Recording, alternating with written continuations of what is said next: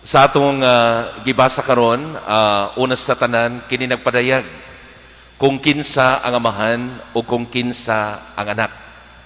Siguro sa unang pagbasa from the prophet Isaiah, atong nadungog kung unsa gayud ang gibuhat sa Dios diha ni ining mga tao. Iyang kitabangan ug nabati nila ang tuman ug tinuod nga kalipay tungod kay nasayod sila nga dunay amahan, dunay Dios nga nakighiusa o nakiglambigit kanila aron sila makabaton ining kalipay. Ang manindot tungod kay as a part of conclusion of the first reading, iyang gihatag kanato ang larawan sa usa ka inahan nga matud pa makalimot ba ang usa ka inahan sa iyang batang nagsuso kaniya, no? So mura ba og gilarawan kanato kung unsa gayud ang relasyon sa usa ka inahan ngadto sa usa ka baby nga nagsuso kaniya. So nasayod kita nga ang bata o kining baby is always dependent, no? Ang iyang kinabuhi nagasubay kanunay diha sa iyang inahan. So mao kini ang relasyon nga gipakita kanato diha ni propeta Isaias, ang atong relasyon ngadto sa Dios. Now sa atong ebanghelyo nahitabo kining discussion ni Jesus, no? Quote unquote, tungod sa mga criticism sa mga Hudiyo. Nga si Kristo nagpadayag nga ang amahan nagbuhat o nagtrabaho o nagwork o ang anak usab naghimo niini. Dili nila madawat tungod kay ang ilang pagsabot nga ang anak naghimo sa iyang kaugalingon nga sama sa amahan. Dili nila madawat nga equal ang amahan ug anak. So mga igsuon, unang punto nga gisaysay dinhi matud pa oneness of the will makes them united, no? So buti pasabot nga ang hiniusa nga pagbuhat sa kabubuton o ang pagbuhat sa kabubuton ni Kristo base sa amahan, mao kini ang nagdala kanila diha sa panaghiusa.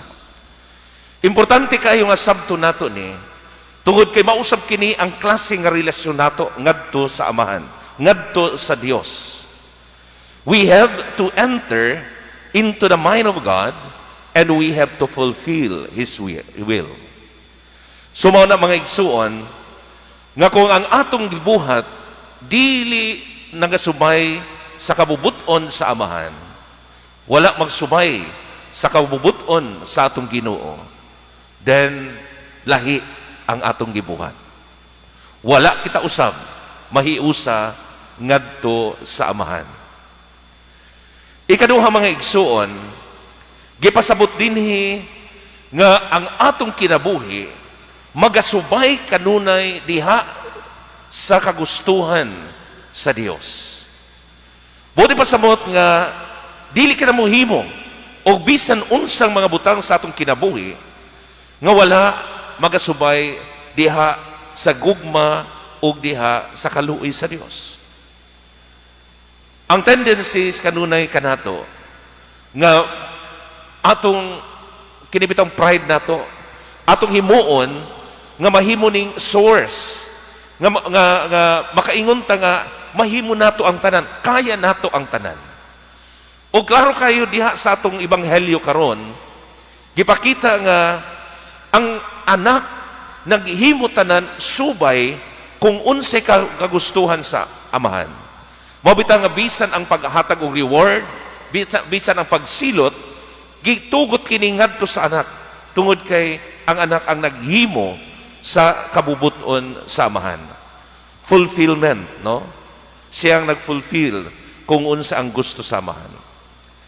Ikatulo mga igsuon, Matod pa, Amen, amen, I say to you, whoever hears my word and believes in the one who sent me has eternal life. Ikatulo, this is a simple invitation and at the same time, challenge para nato. Nga kung kita mutuo sa iyang gisulti o mutuo sa nagpadala kaniya, then you will have eternal life. So mga igsuon, mao kini ang atong gipangandoy sa atong kinabuhi. Wa lang ta mangandoy nga malipay ta, wa lang ta mangandoy nga madato ta niining kalibutan na, apan siguro nindot kayo kung kita mangandoy ni anang kinabuhing dayon o kinabuhing tunay nga angay kanato.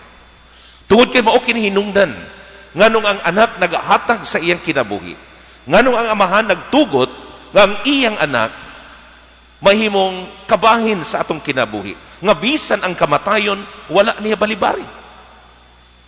Tungod kay ang gusto niya nga kita mahiusa diha sa iyang gingharian.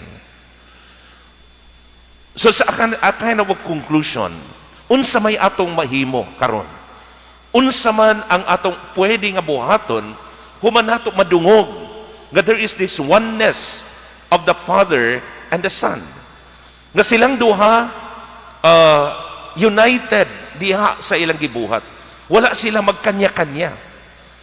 Again, we have to enter into the mind of God and to fulfill His will.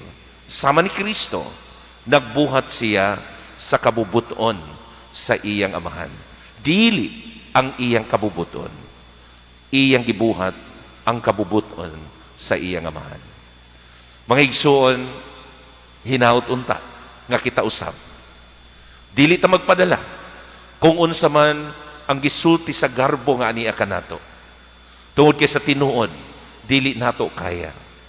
Again, an image of a mother, unsa man na ay unity, na ay connection, connectedness between the mother and the baby, no? So, makalimtan ka ang sa usa ka inahan ang iyang masuso nga anak, dili mga igsuon. So mao na nga bisan kanusa, dili gay makalimtan sa amahan kitang iyang mga anak nga nangandoy nga mahiusa kaniya ug sa kanunay nangayo sa iyang gugma ug grasya. Amen.